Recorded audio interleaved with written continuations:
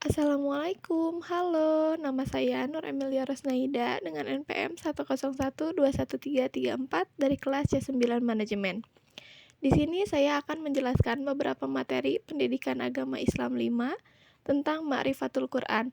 Tolong disimak baik-baik ya teman-teman. Oke, baik, sebelum kita masuk ke pembahasan materi, saya akan menyebutkan terlebih dahulu beberapa materi yang akan saya jelaskan ya. Yang pertama, Ta'riful Quran. Yang kedua, Asmaul Quran.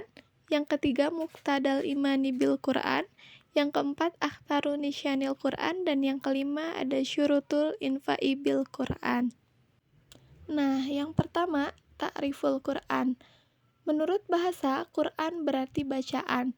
Pengertian seperti ini dikemukakan di dalam Al-Quran tersendiri, yaitu Quran Surat Al-Qiyamah ayat 17 sampai ayat 18. Adapun menurut istilah, Al-Quran berarti kalam Allah yang merupakan mukjizat yang diturunkan kepada kalbu Nabi Muhammad SAW yang disampaikan secara mutawatir dan membacanya adalah ibadah. Kalamullah. Al-Quran adalah kalamullah, firman Allah Ta'ala dalam Quran Surat An-Najm ayat 3-4. Ia bukanlah kata-kata manusia, bukan pula kata-kata jin, syaitan, atau malaikat.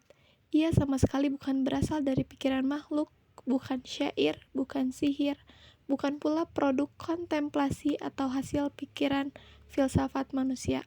Al-Mu'jiz atau mukjizat.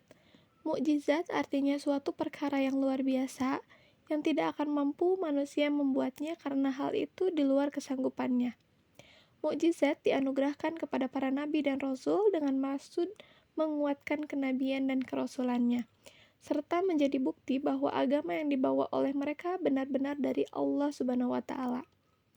Orang yang ragu terhadap kebenaran Al-Quran sebagai firman Allah ditantang oleh Allah Ta'ala dalam Quran Surat Al-Baqarah ayat 23 dan Quran Surat Al-Baqarah ayat 24.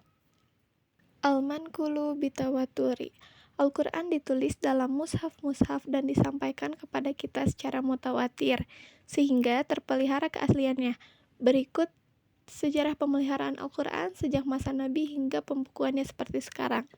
Yang pertama, pemeliharaan Al-Quran pada masa Nabi. Al-Quran diturunkan secara berangsur-angsur kepada Nabi Muhammad SAW dalam masa 22 tahun, 2 bulan, 22 hari. Kemudian yang kedua, pemeliharaan Al-Quran pada masa Khulafaur Rasyidin. Berdasarkan usulan Umar bin Khattab, pada masa pemerintahan Abu Bakar diadakanlah proyek pengumpulan Al-Quran. Hal ini dilatar belakangi oleh peristiwa gugurnya 70 orang penghafal Al-Quran dalam Perang Yamamah. Zaid bin Sabit ditugaskan untuk melakukan pekerjaan tersebut. Ia kemudian mengumpulkan tulisan Al-Quran dari daun pelepah kurma, batu, tanah keras, tulang unta atau kambing, dan dari sahabat-sahabat yang hafal Al-Quran. Al-Muta'abbadu bitilawati. Membaca Al-Quran itu bernilai ibadah. Banyak sekali hadis-hadis Nabi SAW yang mengungkapkan bahwa membaca Al-Quran adalah merupakan bentuk ibadah kepada Allah yang memiliki banyak keutamaan.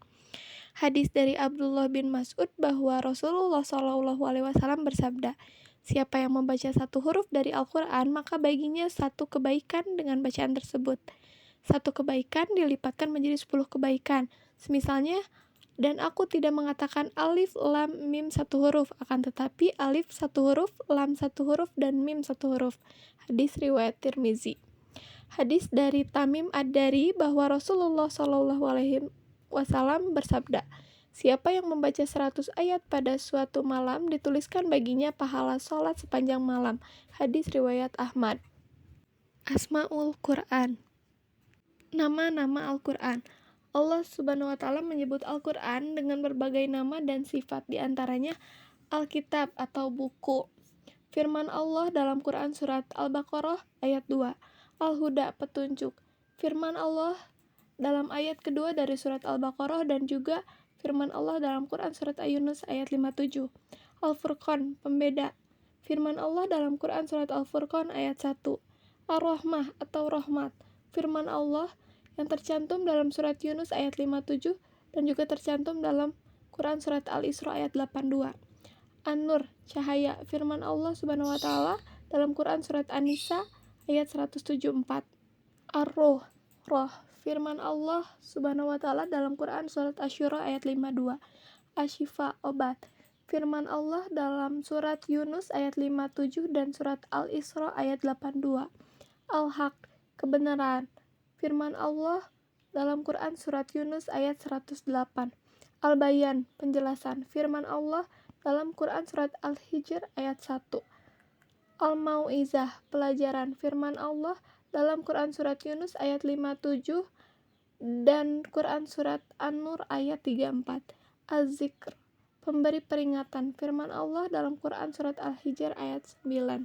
Makanatul Quran. Dari sebagian nama-nama Al-Quran tersebut tergambarlah kepada kita makanatul Quran, kedudukan Al-Quran sebagai pedoman hidup manusia yang begitu lengkap. Yang pertama, Al-Quran adalah kitabun naba'i wal akhbar, kitab berisi berita dan kabar.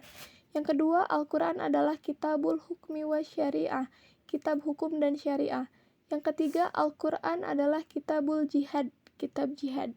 Yang keempat, Al-Quran adalah kitabut tarbiyah, kitab pendidikan.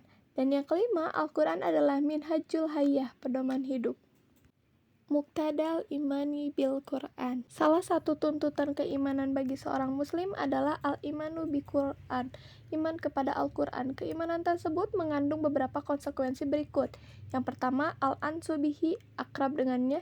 Yang kedua, tarbiyatun nafsi bihi, membina diri dengannya. Yang ketiga, at-taslimu li ahkamihi, tunduk kepada hukum-hukumnya. Yang keempat, ad-da'watu ilaihi, menyeru manusia kepadanya.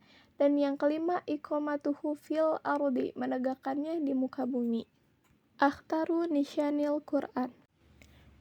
Dalam pembahasan makanatul Quran, kita telah mengetahui bahwa Al-Quran adalah kitab yang mengandung kabar berita, hukum dan syariah, aturan jihad, pendidikan, dan pedoman hidup.